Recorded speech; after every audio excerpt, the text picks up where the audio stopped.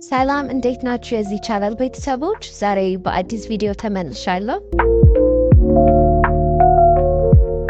ዛሬ የምናየው ከመተኛታችን በፊት ልናደርጋቸው የሚገቡ የማታ ሰልፍ ኬር ሩቲኖች ወይም ልምዶችና እስከ ሌሊት 6 ሰዓት ድረስ ስልካችን ላይ አፍጥጠን ከምናመሽ ለራሳችን ጊዜ ሰጥተን ራሳችንን ብንንከባከብ ይሻላል ብዬ አስባለሁ። ስለዚህ ይህን መጥፎ ልምድ ዛሬውኑ አቁማችሁ አዲስ ራሳችሁን የምትንከባከቡበት ሩቲን ወይም ልምድ እነግራችኋለሁ። ተከታተሉ።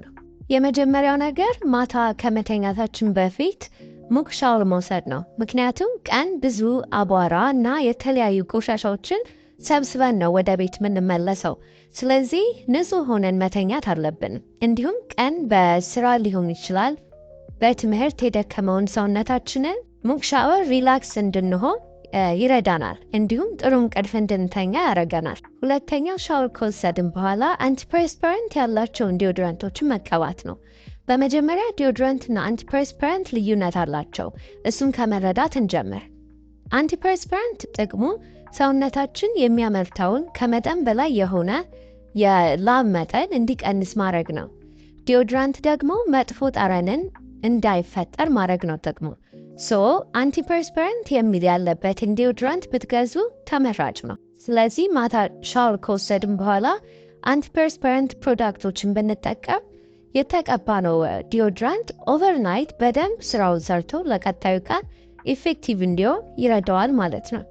ሶስተኛው ደግሞ ስኪን ኬር ነው። ማለትም ቀን ላይ ሜካፕ ተቀብተን ከሆነ ሜካፓችንን ማስለቀቅ፣ ሜካፕን ባንቀባ ቀን ላይ ብዙ ፕሮዳክቶችን እንደ ሰንስክሪን፣ ሞይስቸራይዘር ክሪሞችን ፊታችን ላይ መቀባታችን ስለማይቀር እነሱን ማታ ላይ በሚገባ ማጽዳት አለብን።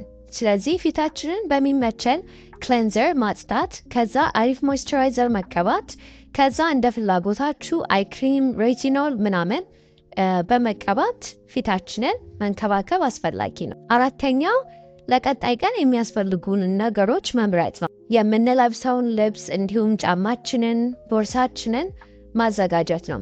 ጠዋት 10 ልብስ እየቀያየርን አውትፊት ለመምረጥ ከምንቸገር ማታ ላይ ቀድመን አዘጋጅተን መተኛት ጠዋት ላይ ተረጋግተን ቀናችንን እንድንጀምር ይረዳናል። አምስተኛው ደግሞ ራታችንን ቀደም ብለን መብላት ነው። በቻልነው መጠን ራት የምንበላበት ሰዓት ከማታ 2 ሰዓት ባያልፍ ጥሩ ነው። ምክንያቱም ራትን ቀደም ብለን መብላት ለምግብ መፈጨት ጥሩ ነው። እንዲሁም የደምና የስኳር መጠናችንን ለመቆጣጠር ይረዳናል። በተጨማሪም የሰውነት ውፍረት መጠናችንን ለመቆጣጠር ይረዳናል። 6ኛው ስክሪን ታይም መቀነስ ነው። ማታ ከመተኛታችን 1 ሰዓት ወይም 2 ሰዓት በፊት ከስልካችን ወይም ከቲቪ ከላፕቶፕ ሙሉ በሙሉ መራቅ አለብን። ምክንያቱም ማታ ላይ ስልካችንን ብዙ ሰዓት የምንጠቀም ከሆነ የሰውነታችን የሜላቶኒን ሆርሞን ፕሮዳክሽን እያዛባ ነው ማለት ነው። ይሄ ደግሞ በቂና ኳሊቲ ያለው እንቅልፍ እንዳይኖረን ያደርጋል። ለአይናችንም ቢሆን ማታ ላይ ስክሪን ታይም ማብዛት አይመከርም። 7ኛው ጆርናል ማድረግ ነው። ቅድም ከመተኛታችሁ 2 ወይም 1 ሰዓት ቀደም ብላችሁ ከስልካችሁ ራቁ ብያችሁ ነበር። ስለዚህ ስልካችንን አስቀምጠን በምትኩ ጆርናል ማድረግ ብንለምድ ጥሩ ነው።